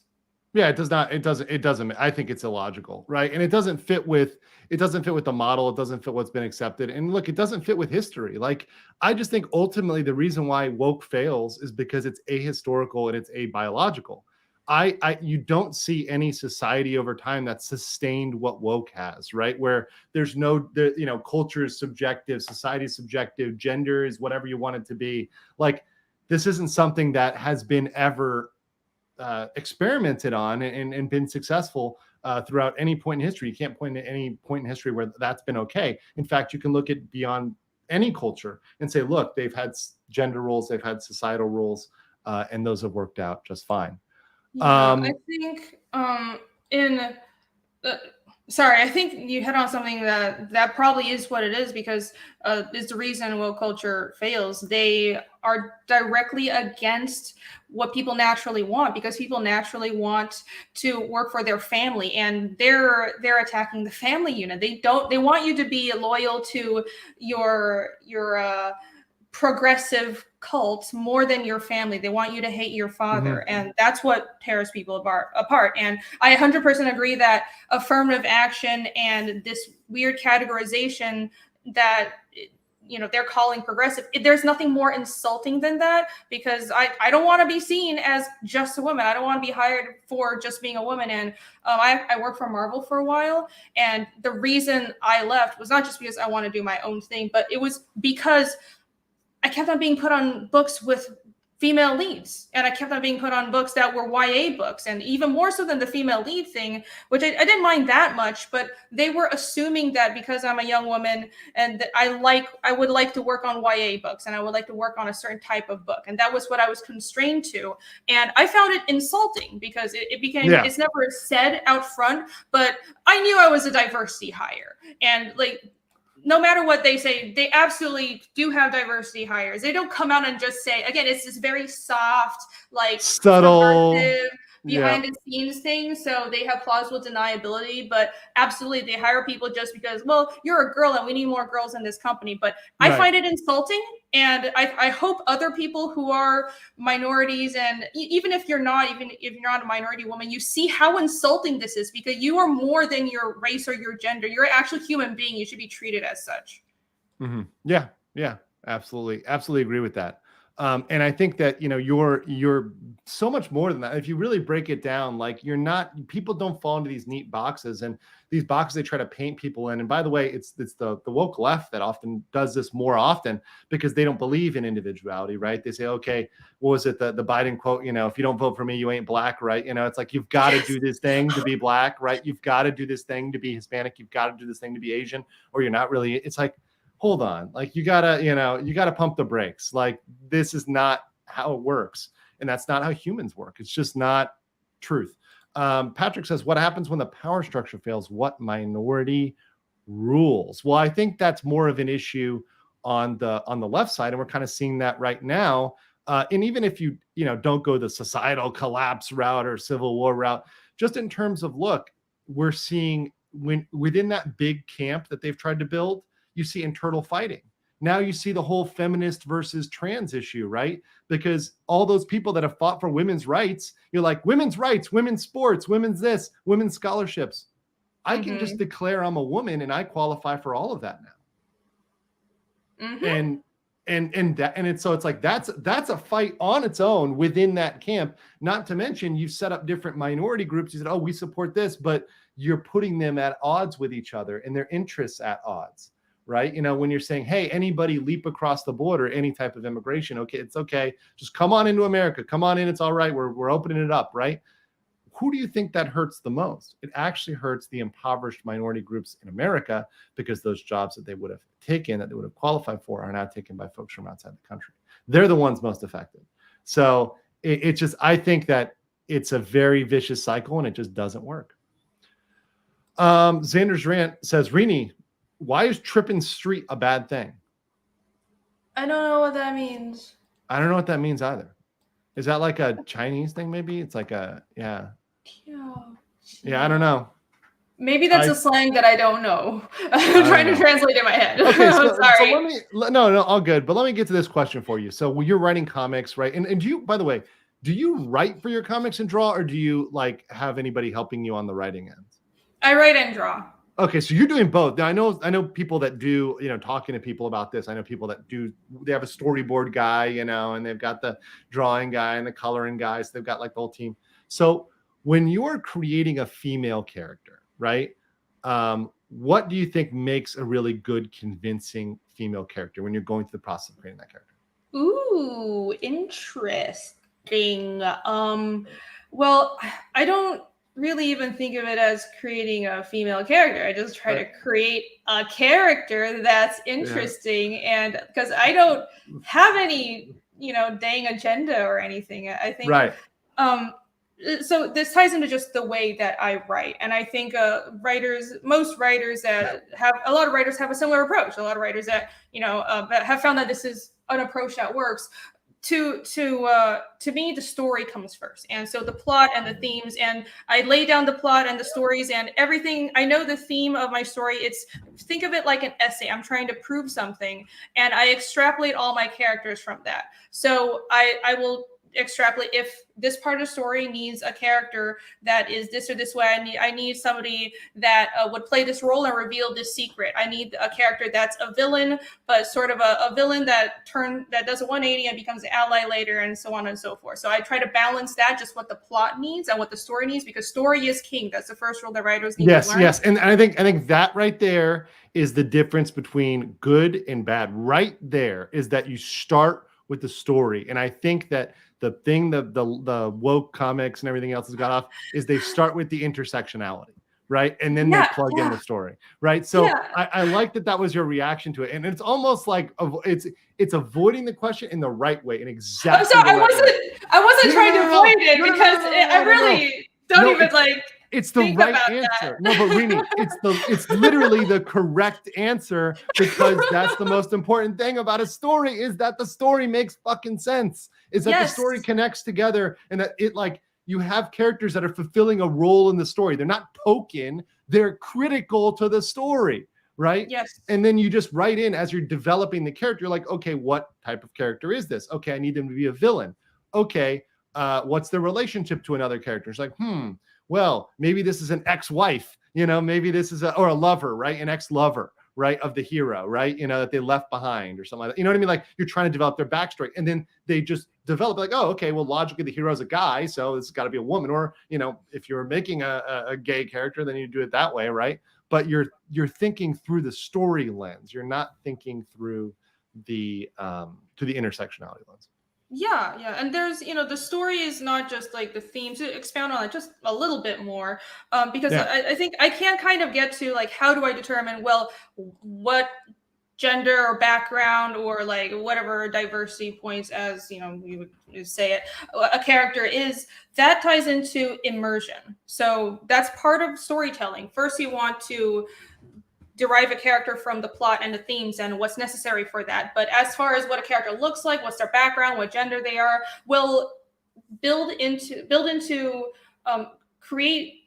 design that based on what will immerse the reader in the story. So if I'm in my fantasy series, if I'm going to a town, the people would be like 50-50 male and female. So I would try to just almost subconsciously have the people that my characters run into be 50-50. And in my world, if women are like have a different role in their society, then that's the role that they're going to have. And if I'm doing a story that's on an oil rig in the North Sea, you're not going to have any women in this comic, and that's fine. What? I don't care. No representation on the oil rig. We need the one token. We need like the Abby from Left 4 Dead, like that jacked trans woman, who's like, it's ma'am, like on the oil rig. Ma'am. I know. Oh shit, that would.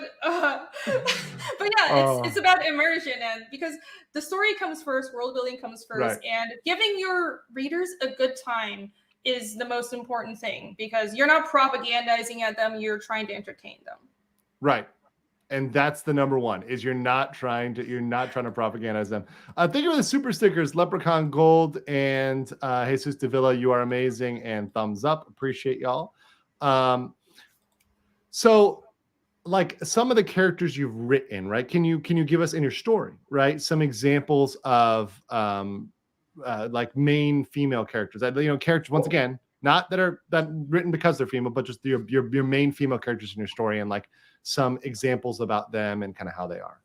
Yeah, so for my main cast, I actually did put thought into exactly how I would design my main cast, because I had a kind of a weird approach that I don't I don't know if like it's not like I'm the first one who has done this, but but I did an approach that is uncommon where I have 4 protagonists more or less, but 1 main character. So my main character is Casimir, and the story of Phoenix is he's searching word of truth behind the demons that destroyed his hometown. But he's joined by a small cast of other people, and most of the other cast comes and goes. But the other 3 characters that are absolutely pivotal, the most pivotal to changing the plot and solving this mystery are 2 women and 1 other male. So I have a core cast of 2 females and 2 males, and I did that. And I'll give them wildly different personalities and interpretations and viewpoints on the conflict at hand, because I wanted to, again, your story is about exploring a theme and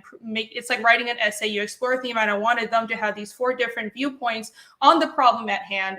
And also I thought that would I designed them in a way where I think readers would identify with a different person based on their own personalities and preferences. And I wanted to give people that option of, well, maybe I like Iskil more because he's like the everyman, he's a nice guy, or maybe I like Casimir more because he's like the manly tough guy that doesn't say a lot, but he's taking care of everybody. That's my main character. Right. Or you can identify with Ragna, who's the busty green-haired magic girl who's she's super competent. She comes from a heritage of powerful magic users, and she's all about she wants to be the youngest arch shaman in history, and that's her goal. She's very ambitious, but her problem is she has a horrible personality. She's kind of racist. She's kind of a bitch, but she also really loves Casimir. That's her one redeeming thing, is she is very competent at what she does, and she truly does love the main character, but because of her own personality problems and her own pride, she can't get over that to form a healthy relationship. And so that's her challenge. Then my other female character in my core cast is Yomi. She comes from a completely different background. She's she's a purple girl. Have you seen her on? She's here. There you go. She's right behind me. Okay, I can just share your share your comic here, right? Because she's the one in the back. She's the one. Sorry, I still haven't figured out how to fix the glitch with the mouse, but she's the one in the background right there on the right. Yeah, so, that's her. That's Yomi. Yeah, so she's purple, but on that, because of the tint I put on the cover, she looks kind of blue there. But kind of blue there, yeah. Oh yeah. So then this is the green hair bust. And like once again, I love the fact that in my chat loves the fact that you do not shy away from the TNA, right? You know, in the bustiness. Like it's not like this one. I was like, yes, this is a definitely good bustiness photo here. But I'm not like over. Oh yeah, those are guest star. Those are free posters, and the one on top was a variant cover. But if you go on the campaign, really cool. I have captions for everything. Yeah, I like seeing alternative. I really like seeing alternative art because it's like, oh yeah, like this is another way to think about it. And like I think about like, what if the entire comic was done in like the alternative art style? Not that it would, because obviously the way you're doing it is awesome, right? But like it lets you think about it a different way. Oh yeah, right? No, I love it. I love it's so awesome as a creator to see your art drawn or your characters drawn in someone else's style. Like I always love seeing that. And it's almost always awesome. It doesn't matter if it's a different style from me. But female characters. Sorry, hold on. This made me laugh. This came in and it just made me laugh real quick. The only babes allowed on the oil rig are the paid babe entertainers helicoptered in from the shore. Oh damn! I think that was the plot of like Under Siege or something, like the girl busting out of the cake. But anyways, no, but I mean about the female characters you've written, like they have like different rich backstories. They have a part of the story, and like you said, you were thinking of creating them with different perspectives on the story, right? Yes. But when you got to like drawing and animating them, you weren't like, okay, well, we have to give them all small boba because wokeness demands that, right? You know, like it wasn't something that came into your mind, you know?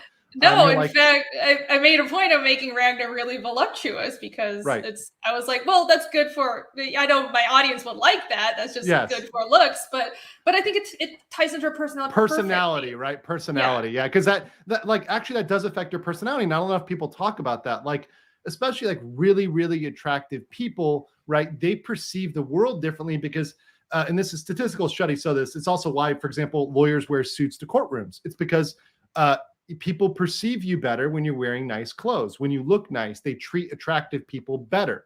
Attractive people get higher salaries. Attractive people make more money. It's because they see people who are attractive, whether it's male or female, it's universal, right? They see somebody who's attractive, they're more receptive to that person. That's just the thing. And if your whole life you've been treated this way and you've had people that treating you this way, that's going to affect your mentality. And actually, it's going to make you a little bit of a bitch. Usually in the female sense, it does make you kind of a bitch.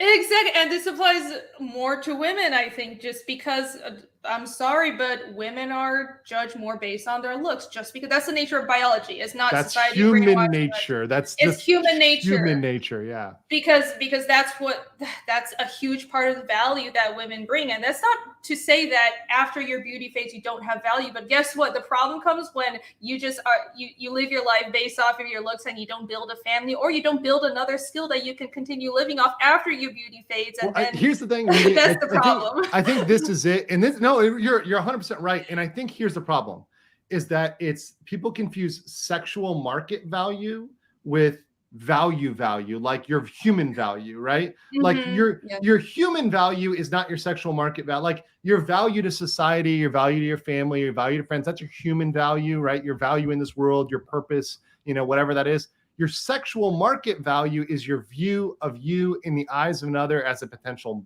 partner, right? A mate, whatever, whether it's short-term, long-term, whether it's ramen and chill, or whether that's, I don't know what it is in Taiwan, but that's like sort of the Netflix and chill version. And it's not ramen and chill. It's inviting you over for ramen. So if they invite you over for ramen, that's Netflix and chill. So right. Yeah. So anyways, it's like whether it's short-term or long-term, like that value is a very clear established thing. Like what women see in men and what men see in women, that's timeless, cross-cultural, and no matter how much the woke about it, it is what it is, right? Mm-hmm. For men, it's beauty, it's literally beauty, attractiveness, ability to have kids, their personality, right? Their niceness, femininity, like those are values that are very high. And on the other side, female side, provisioning, protecting, being able to care for them when they're sick and not feeling good, and also being attractive in their eyes, but in a different level, having social standing, right? Yeah. Guys, we don't give a shit about social standing. We literally could care less. We're like, okay, you're a CEO, that's nice. But oh my God, he's a CEO. Oh my God, he's the top attorney. He's the leader of the firm. He's this. He's got clout. Women love that. Men, guys could give less of a shit. We're like, she's got big boobs. Smash. Yeah, I think a lot of women, because they see social standing as so important in their choice of mates, they think men care, but men really don't care. So it's this weird confusion. But but these things are that's interesting. These things are important, and we shouldn't deny it. Yeah, absolutely, like 100%. No, and I'm glad you put that into your comics. I forgot the question. I think there was a question. I mean, we were talking about female characters and what makes them different, and also like they're the way they perceive society and are treated based on their attractiveness, right? Because you have a really hot, so you have like the hot bitchy character, right? And then the contrast to that is what, like your other female character, I guess, doesn't. She's not the big boba character, right? No, and she's that's Yomi. Right, I was going to talk about Yomi. So Yomi is in a weird position. So I created her as a contrast to Ragnar specifically. And again, my main cast of 4 characters I made them all contrast each other in obvious ways. But Yomi is almost a bit of a foil to Ragnar. She's like the smaller girl. She's not ugly. She's adorable, but she's slender. She's not as voluptuous. She's more cute than sexy. But specifically, her social standing is she's a dev. And in my world, dev, the purple-haired, black-eyed people, they're slaves to humans. But the men are treated as hard laborers. The women are generally bed slaves. So that's her background. And she had a master that treated her very well. But in the first chapter, her former master and her former companions were killed by a demon that Casimir and Iskil also encountered. So her story in chapter 2 focuses a lot on her. So it's really cool. Is she's trying to find her way in this world, and she tries to convince Casimir to let her join them on their journey, even though she's this race that's a lower standing that doesn't really have any rights in the eyes of society, and she's also a small woman, a small girl. She's right. A teenager, and she doesn't have any fighting or survival skills. So what can she do? She has to learn everything from the ground up. So she does something to convince him. Small spoilers, but it's interesting how she goes about doing that. She has to use her brain. She has to use some of the skills she has, acting and and because she was in a theater troupe, so she can act, she can kind of trick people. She's really good at lying, and she's willing to tough Women it out. Women are much better at that, by the way. That's one thing I was talking about that the other day. That's one thing. And by the way, I was talking about with Nina Infinity yesterday, and I was saying, look, it's an advantage because women are more socially adept than men. We're more socially retarded, right? So, I mean, really, we are. Like, we don't, like, we'll go in a room, right? And we would be in the same room. Let's say Renie and I walked in the same room. I might see things, and I'm pretty adept, but she would see more things. She'd be like, oh, that girl definitely does not like me and doesn't like you. And you know what I mean? Like, and like, this person kind of feels a little uncomfortable. Like, you'd read more about it, right? You like, and that's just a general trend generally, right? So now there's people who are on the spectrum one way versus another, very socially aware men and very socially unaware women. But generally speaking, they're better at detecting lies, better at acting, better at things like that. So playing into those natural strengths, I think it makes sense, right? Like, if you build a character that's playing into that, it's like, that's something that as a reader, I don't have to suspend my belief that much to get into that. You know, I can believe that story of your character of Yomi, right? I hope so. And you know, it was a bit of a struggle at first, but because it was a struggle, I gave myself this challenge. She's a small woman who's going on this action adventure, and she's Ragna's a magic user. She's super powerful, but what does Yomi have? She has to learn everything from the ground up. But I think I met that challenge because she's the direct opposite of Mary Sue. Nothing comes easily. She doesn't have powers. She learns to fight a little bit, but she's not good at it because she's tiny. So what does she use? And I think almost subconsciously, I tied in these traits that a woman would, and probably me being a woman helped in a bit. I don't know. But again, it's really subconscious. But I think when you're writing just for the sake of the story, it works out this way. And she uses her femininity and her acting skills and just her willpower and her intelligence to get by. And I put a lot of thought into, like, for example, what weapons she would use. I was going to give her something like a naginata. So in Japan, they actually have female samurai. The long pole arm. It's not even like a spear. It's like basically a katana that's mounted on a pole. And they had female samurai, and they were very rare. But they weren't like on battlefields. They would essentially.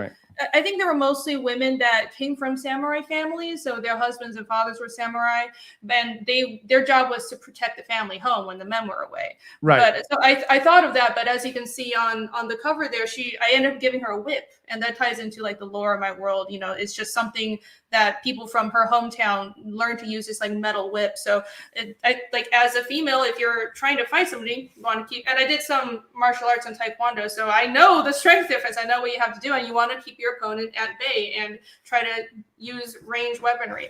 So I thought about these things that kind of like, I think if you're putting the story first and just treating your characters like people, whether they're male or female, then things will work out, and that's what's important. Yeah, and by the way, that's very aligned with reality. Like, historically, that was the role. Men were the hunters and providers and the warriors, but women were actually in that role of the house defenders, the den defenders. Because especially if you say like, hey, look, your children are at stake, there is a deep instinctual thing in women on that.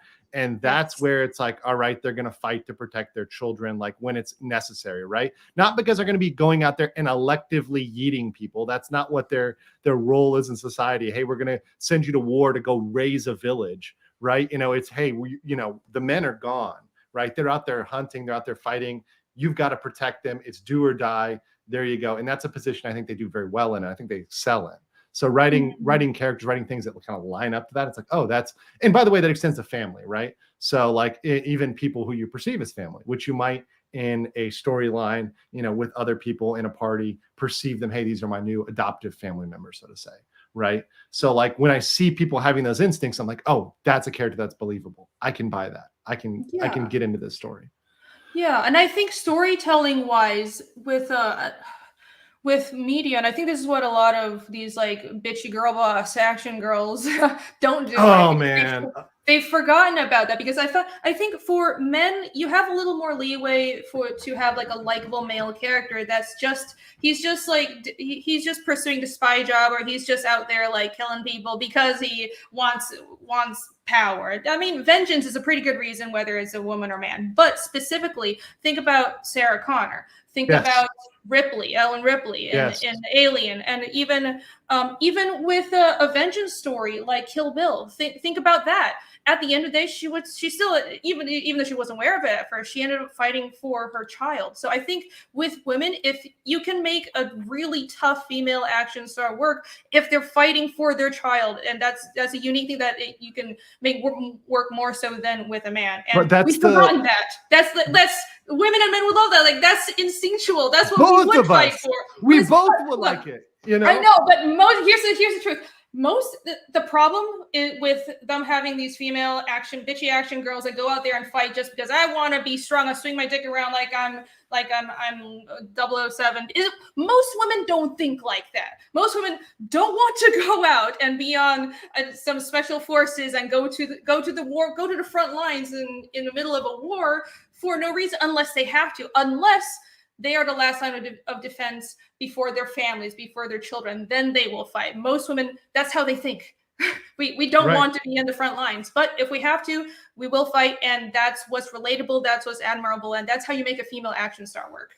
Yes, absolutely, like 100%. That's exactly how you do that, and they do it right? Because like in all of those movies you mentioned, like Kill Bill and Sarah Connor, there's a strong motivation, and also I think there was a docuseries or something else, but on like why women kill. And it's for such different reasons. Like, it's a personal reason. It's like, this person came for me and my family. This person killed my mother. This person, it's very, very specific. It's very personal, right? But once that's engaged, you better fucking watch out, right? Like the vengeance is to an irrational level. It's I will destroy myself to destroy you, right? Mm-hmm. And you see that, like, that level of commitment, which is even beyond what a lot of guys will go, because we'll say, okay, this is not logical anymore. I'm going to abandon this plan, right? This plan doesn't work. I'm going to go. It's like, no, I don't care how much I destroy myself. I'm going to fuck you up because you personally, is now personal to me. Very, very interesting. And it's human. It's just fucking human. So guys, listen, speaking of just human, make sure you guys are checking out her comic here. Make sure you're providing Phoenix Chew Origins. Always support good stuff. Gonna do a little shilling here throughout the comic. So obviously, you guys like her stuff, check that out. My comic is still up on demand, so make sure you get that as well if you want to. I want to get us to 100 backers at least within the next week. So that's my goal. Let's go. Get to 100 backers. We can do it. 100 backers. Adjudicators Academy. If you like a law tube, you like the shenanigans. The story is great. We're on chapter 3. Should be amazing. Also, thank you guys for supporting my new channel, Go East Gentlemen, which has been doing fantastic, helping folks who want to come over to Asia. Even if you're, and on my channel, I'd say it from a male perspective because I'm a guy. And so if people are asking me, for example, dating advice, I'm giving it for men. But a lot of stuff, a lot of videos, even if you're a woman and you want to talk about living in Tokyo, boom, these videos are going to help you, right? You want to talk about teaching in Japan? That doesn't matter whether you're a guy or a girl. You can check that out. So regardless, come check this out if you're interested in anything about Asia. And I got to add more Taiwan content. You've now inspired me, Renie, to add some Taiwan content. I have to visit to give some deep dive analysis on certain things. But because my rule is, if I haven't been there, I don't go super deep on the topic. I'll talk about it like generally, but not say, okay, this is from my experience. But I do plan on going there soon. And any of you guys that plan on coming east, I have my our event in Tokyo. So we're doing a meetup in Tokyo in October 2023. I'm going to get the dates on this within the next 30 days. I'm going to lock the dates down this. But if you're interested in coming out, I will have more interested on this. You can get on the wait list if you want, but I will be talking about that meetup. I know Camelot's coming and a couple other folks. So we're going to try to have a good group here this year. And then next year, I know Geeks and Gamers is going to come out. We're going to make it a big thing.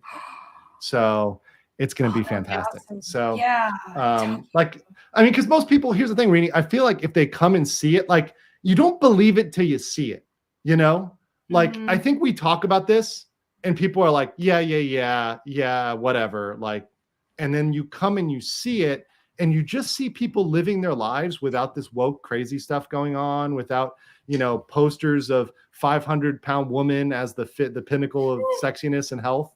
And you're like, well, this exists? Like, this is a world we can live in? Yeah, it's this fairyland where people are just normal. Oh my gosh. Just fucking normal. And like, that's all I'm asking for is normal. I don't need it to be a land of the, I don't need it to be land of the based. Like, we do not tolerate that. No, just fucking normal, regular people who are primarily concerned about making money. If they have a family, they're concerned about their family, their education. I get that. It makes sense to me. Like, it just makes sense. And I want to show you guys that. I want to have some fun too. Not a lot of you are fucking weebs. So we'll do the weeb shit. We'll go to Akihabara. We'll do all that stuff. Yay! Oh wait, what time is your meetup? Sorry, I missed that. October 2023. So I haven't gotten a date yet. That's what I'm saying. I'm going to finalize the exact dates because I want to lock down. My biggest debate, and maybe you can think your feeling on this, is to do close to Halloween or not. Because I would love for people to see the crazy Shibuya Halloween. I don't know if you've ever seen. It's pretty crazy in Japan. I know about it. I haven't been there. I always go in like November, but yeah. So I may keep it close enough that if people want to stay for that, that will be an option. Like here, it's like the weekend before. So if you want to go home for that, you can. If you want to stay, hey, that's your prerogative, right? And then maybe have like a secondary thing where it's like, okay, well, we're all going to meet up there and hang out here, you know, on Halloween, right? If you want to hang out. So we'll see about the timing, but that's my general thoughts on that. So that's awesome. I might be in Taiwan in October. If you happen to be in Taiwan in October, it's a very short flight to Tokyo. It is, yeah. We'll see. and I would love to go there if I am available. Then I might be checking out Taiwan as well. So hell yeah, totally hit me up. I'll let you know all the cool places to go. Awesome. So guys, and thank you for the last $20 super sticker. Appreciate y'all and appreciate all your support. Smash the like button, subscribe, get all the good comics. Guys, I will catch you later. Thanks for hanging out. Bye. Peace.